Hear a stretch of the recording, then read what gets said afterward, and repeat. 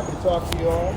I usually don't do it this way, but I will start with a statement on my thoughts from today's decision. The Second Amendment Preservation Act infringes on the ability of law enforcement and other state agencies to enforce our federal gun laws. Today's decision affirms that SAPA is unconstitutional and completely unenforceable. Today's decision provides our state, federal, and local law enforcement partners the ability to enforce our federal gun laws without fear of punishment or retribution from our state officials. As the United States District Court correctly noted, the Second Amendment Preservation Act did not protect citizens, it put them at risk. It did not make any neighborhood in Missouri safer. Instead, it made things worse. This to me is a great day for public safety. It's a good day for Missouri law enforcement. It's a good day for prosecutors in Missouri.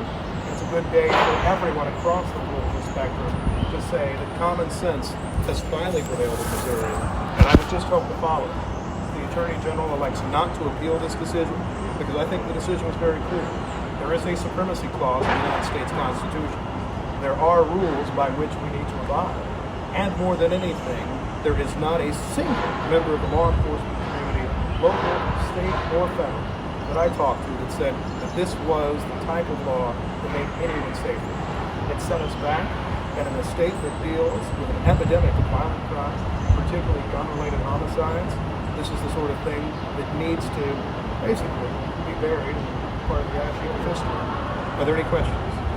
Missouri Attorney General Bailey has already said he will appeal the decision. Yeah. He believes that he'll have a better result in front of the 8th Circuit. Yeah.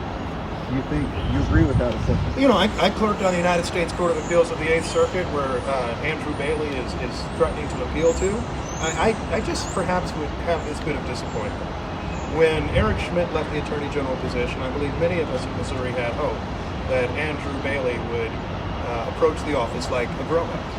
It seems that this type of grandstanding and purely performative political action is the sort of thing that does no real service to the people of Missouri.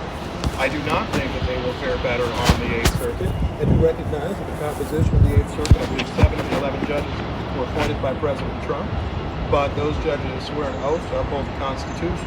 I think the Constitution is fairly clear. Federal laws can preempt state laws, particularly where in situations like this there is some level of conflict. And the Missouri Second Amendment Preservation Act purported to invalidate large swaths of the United States Code. That is absolutely just not a permissible thing. So I do not think the 8th Circuit will reverse this. I think this will once again be a waste of money and a waste of time for the Missouri Attorney General's office. And while that is not new necessarily, I think that is the sort of thing that a Missourian who may say, I want the Attorney General's office to help make this safer. I want them to help us prosecute crimes throughout the state of Missouri.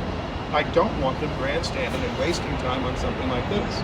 Because I don't know a Missourian out there, if you explain what this law is, if you say, hey, let me walk up to a police officer in Kansas City and take away your ability to work with those in the ATF or the FBI or the DEA to keep drugs off of our streets, to keep guns off of our streets.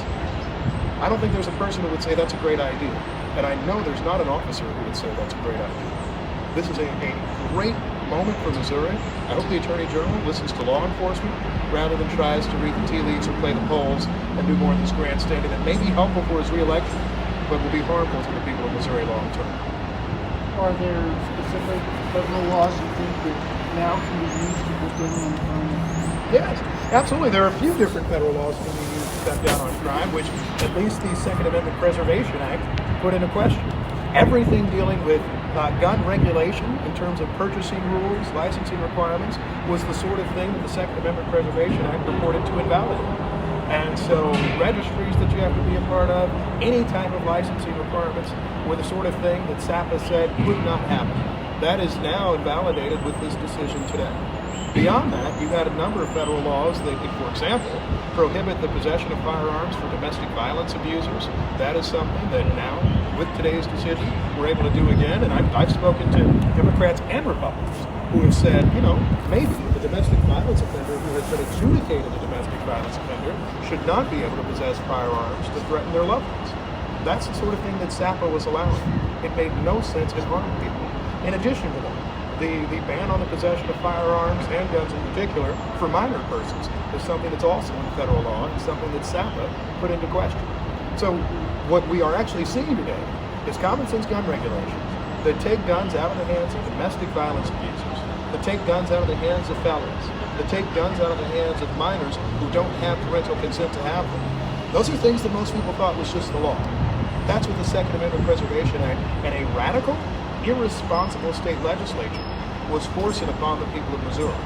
We will be safer now because of it. Particularly, when you look at places like Kansas City, St. Louis, Springfield, and beyond, where we have more young people who are committing offenses with handguns, with violent crime as part of it.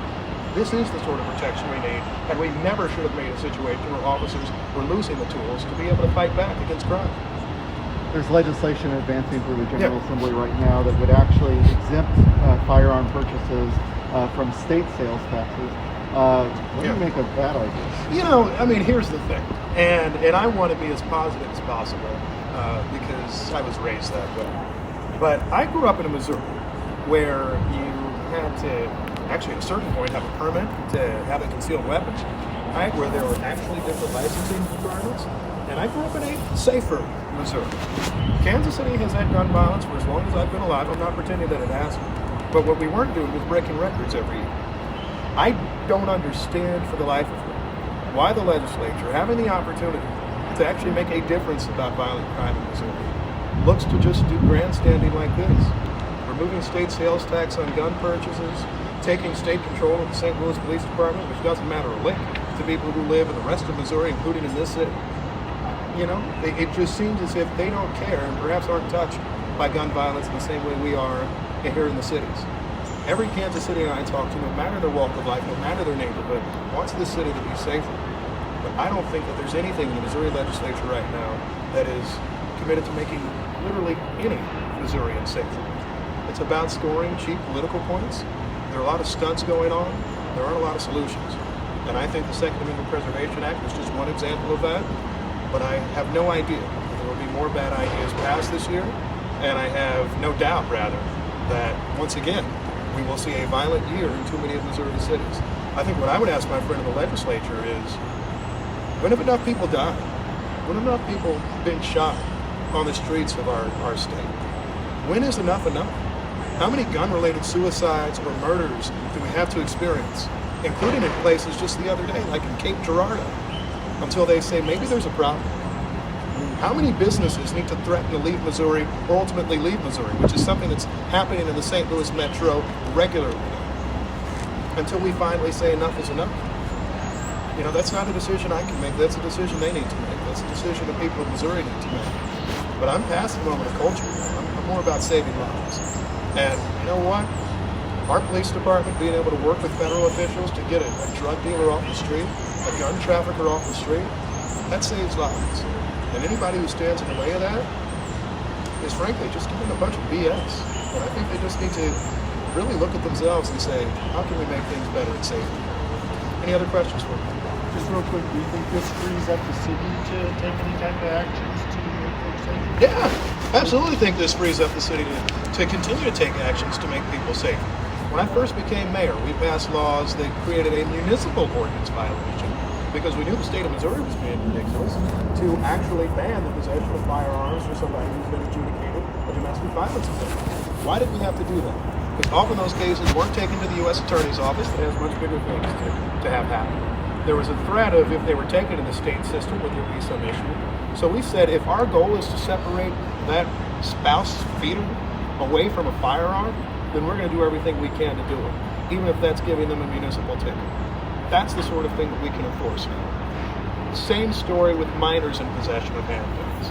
Our officers tell us all the time. I bumped into a 16, 15, 14-year-old, 13-year-old with a gun. I was somewhere the other day where a 14-year-old said, oh yeah, I can get a gun in a second. This gives us the opportunity at least to separate that minor from the firearm and to actually have something that isn't too different than a minor in possession of alcohol. I mean, it's the craziest thing in the state of Missouri, right? If you catch a teenager walking around with a case of beer, the officer can take the beer away, make them pour it out, and can actually make them go through some diversion to teach them at least why they shouldn't be drinking too young. We don't do the same thing with guns on streets where we deal with homicides and non-fatal shootings all the time. So I'm glad we can take these steps again. This will make an immediate difference on enforcement in Kansas City. I think it can in the entire state. And I don't think there is, some who may have offices to run for later may say something different. I don't think there's somebody anywhere in this state who's being honest, and as a prosecutor or a police officer, who isn't saying that they will have more tools today because of this decision, and they'll be able to make our communities safer. All right? Thank you all so much.